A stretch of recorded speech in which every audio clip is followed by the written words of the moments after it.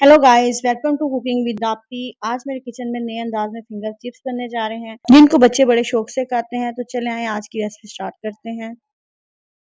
ये देखिए जी, मेरे पास 4 अदद आलू है दरमियाने साइज के। इनको आप तिरछा काटे ताकि इसकी शेप अच्छी तरह से प्यारी प्यारी सी आए।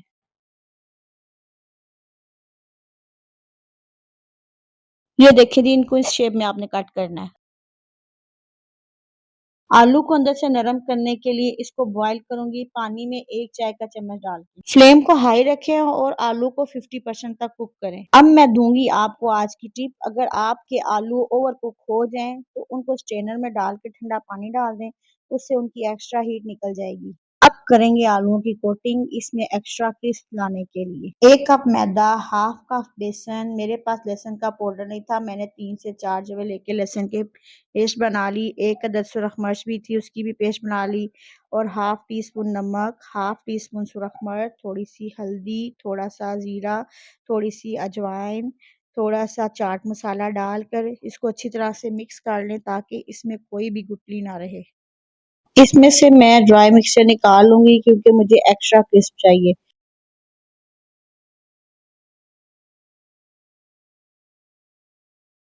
हम इस मिक्सचर में थोड़ा थोड़ा करके पानी ऐड करेंगे और साथ साथ इस मिक्सचर को मिक्स करते रहेंगे ताकि इसमें कोई लम्स ना रहे।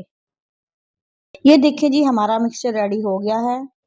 हम आलू पे ड्राई मिक्सचर की कोटिंग करेंगे जिससे इसमें क्रिस्प आ जाएगा। ये देखें, इस तरह की कोटिंग होनी चाहिए। मैंने ऑयल को पहले ही पैन में डालकर गरम कर लिया था।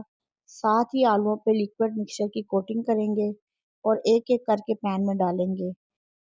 इनको दरमियानी आंच पे 2 से 3 मिनट के लिए अच्छे से फ्राई करें। 2 से 3 मिनट के बाद आलू अच्छे से फ्राई हो गए हैं।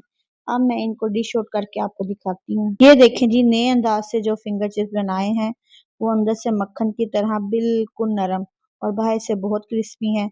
इनको ज़रूर ट्राई करें। और अगर आपको मेरी रेसिपी अच्छी लगे तो मेरी वीडियो को लाइक, चैनल को सब्सक्राइब करें। और अब आप अपनी आप ही को दें इजाज़त। मिलते हैं आपसे अगली वीडियो में। अल्लाह हाफिज़।